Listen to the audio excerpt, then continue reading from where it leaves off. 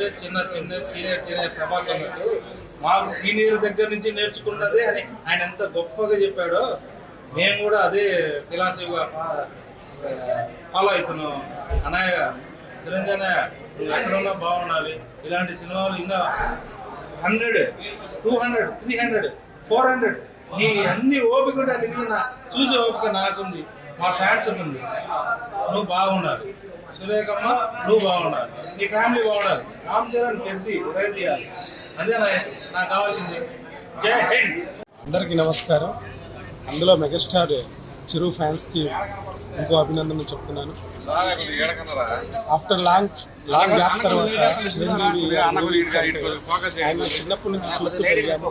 At the same time ఆయన అప్పట్లో mechanic అల్లుడు కానీ ఘరాన మొగుడు కానీ అలాంటి ఎంటర్టైన్మెంట్ పిక్చర్ చూసిన తర్వాత ఫస్ట్ టైం మళ్ళీ లాంగ్ గ్యాప్ తీసుకొని ఆయన ఒక కామెడీ అండ్ ఫ్యామిలీ ఎంటర్టైన్మెంట్ మూవీని మన ముందు తెచ్చాడు. అభిమానులందరికీ చాలా ఆనందకరం. సో ఇలాంటి మూవీకి మా సొంత ఊర్లో దాచేపల్లిలో నేను మా బామర్దులు అండ్ అన్నదమ్ములు అందరం కలిసి మూవీకి వచ్చాము.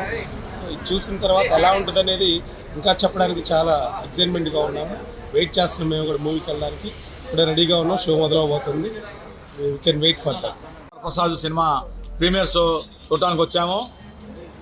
అంతకుముందు చిరంజీవి ఎలా చూసామో అంతకన్నా భిన్నంగా అడవి దొంగ కానించి, ఇందిరా కానించి, ఘరానా మొగుడు కానించి, అల్లుడో మజా కానించి చాలా అద్భుతంగా ఈ సినిమాలో చిరంజీవి గారిని కామెడీ కానీ, ఫైట్లు కానీ, అలాగే అనేక రకాల సన్నివేశాలు కానీ ఈ సినిమాలో మనం చూడబోతున్నాం.